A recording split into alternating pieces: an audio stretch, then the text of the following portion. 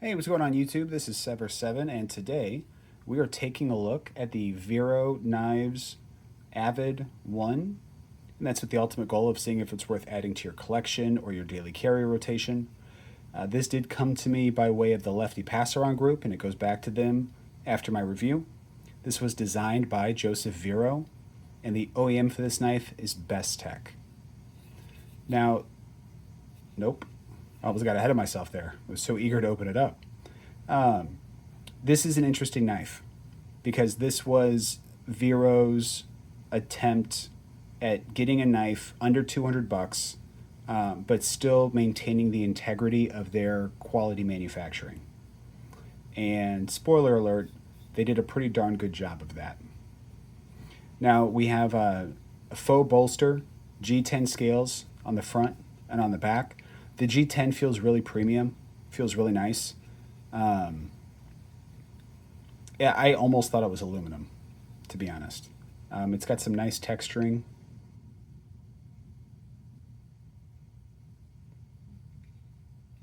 It is, it, well, I was going to say it's slightly grippy, but it's slightly grippy when your hands aren't sweaty. My hands are sweaty right now. But overall, feels really premium and really nice, looks really clean.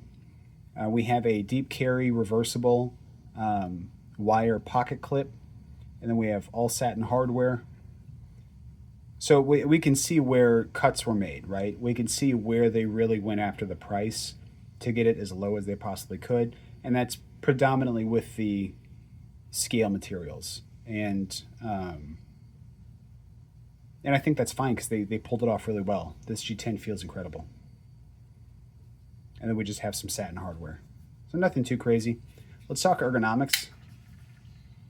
So we have a nice neutral, kind of a chonker, kind of a thick boy handle. And this thing feels incredible. I have squeezed down on this so many times as hard as I can, just looking for a hot spot. Can't find one. Don't even notice the pocket clip. It's not there. Just vanished in my hand. You get a nice, comfortable platform on the blade stock to put your thumb out on. That's going to help you with any, push cutting, box shredding, and stuff like that that you might have to do. I feel very in control, and I can hammer fist it, right? I mean, I wear large size gloves, and I get, even choking back, I get more than a 4-finger grip. I could put, like I said, hammer fist, I could do 5 fingers here. So it's very ergonomic, very roomy and comfortable. You do have a little bit of a spot here that you can choke up on. You just want to be careful not to slip into the point, which I mean, I don't think you'll have trouble with, but just something you want to be cognizant of. But yeah, you can choke up, choke back. You feel totally in control. This thing feels powerful. Definitely everything I'm looking for, in a knife as far as the, does it inspire confidence in hand? Does it feel robust? Is it comfortable? And this is all of those things. So very, very good on the ergonomics. As far as the blade goes, we have a really nice stone-washed drop point style blade. We have a very light swedge up top, but very handsome swedge. We have cutouts, traditional Vero style cutouts. Normally they're only on the back, but they did put them on the front and the back. And I assume that, I don't know if he does that on all of his knives, but I'm pretty sure maybe he does it on the Nova too. But yeah, we do have the blade cutouts on both sides. I'll leave it at that. And then, a really nice stone-washed S45 VN. And that S45 VN is known predominantly for its edge retention. So kind of a good steel for a user. But overall, nothing insane. Minimal minimal billboarding. We have Vero right here. Very tastefully done. Otherwise, we've got a completely sterile blade. Another thing that they nailed pretty well was the action. We've got rear flipper. We have a front flipper, reverse flipper, and thumb flipper. So super fidgety, plenty of modes of actuation.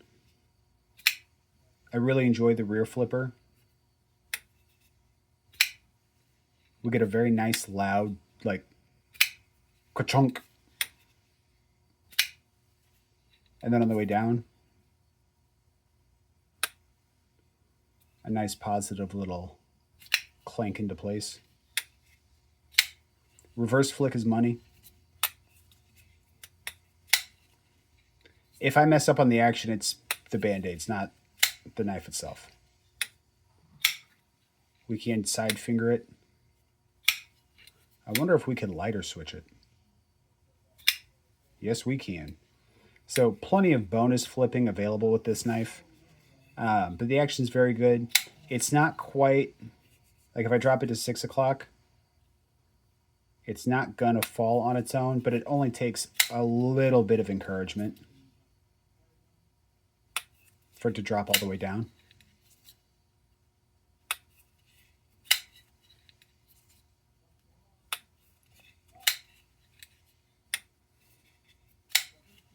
Yeah, very good action.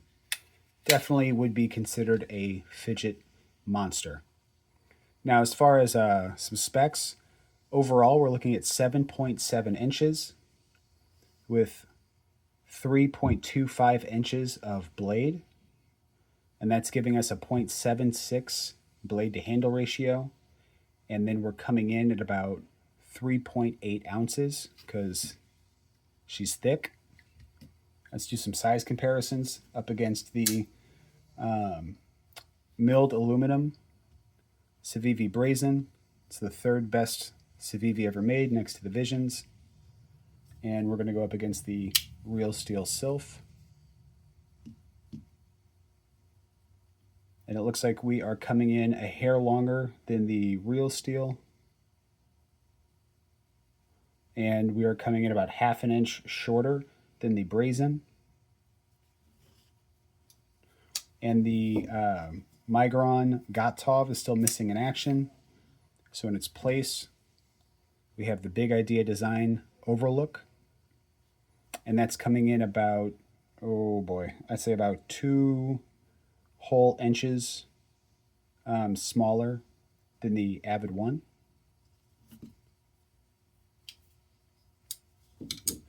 All right, so what's the price tag on this bad boy? Well, this is the first knife in Vero's lineup that comes in under $200, right at $195.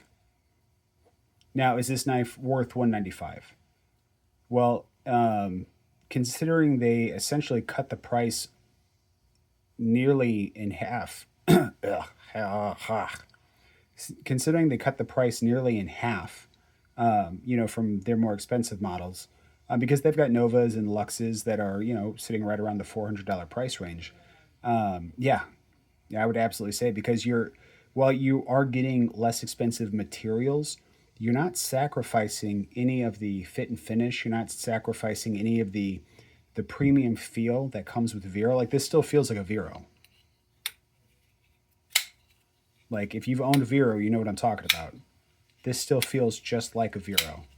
Fit and finish, tolerances, action, all the same stuff.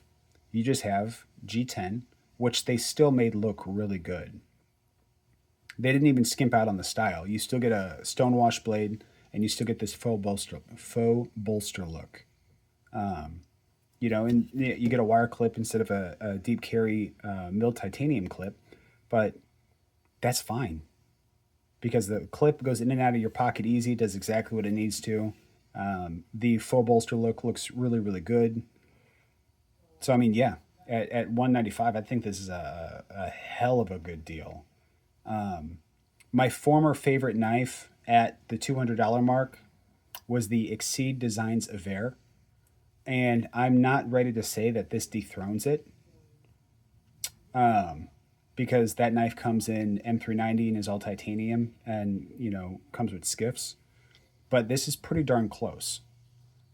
If I had to pick a knife at the $200 price point that wasn't the Exceed Designs affair, I would probably put this in that place, right? I'm that confident. I mean, the knife feels fantastic. It's a good user. It feels very high utility. Like some of Vero's knives can feel, I don't want to say designy. They all feel like tools, but like the Lux, probably my one of my favorite models of his. It doesn't necessarily feel like a hard user, right? It feels more like kind of a small EDC carry. But this one here feels like you could take it out to the field if you needed to, or you could take it to the construction site, or you could take it to the kitchen, right? I mean, this thing feels like you know, it's just very confidence inspiring, very robust. It feels like this is something that sits in your pocket and just lives with you, right? I can't think of many EDC situations, even tougher EDC situations, where this knife wouldn't do everything you needed it to and then some. So I think the value for dollar here is through the roof, and I'm really impressed with what they were able to come up with for 195. So for me, do I think it's worth the 195? Absolutely. And I'll have it linked at retailers wherever I can find it. I'll have that link down below.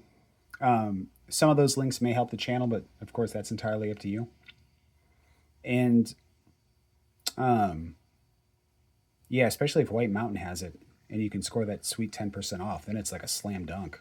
Well, it's already a slam dunk, but that would be like, holy cow, you know, 20 bucks off a slam dunk. So for me, this would be a daily carry, and I wouldn't feel bad about it. It's got a nice working finish. G10 holds up pretty well. So yeah, kind of cut, dry, and simple. It's a great knife, guys, and I 100% recommend it.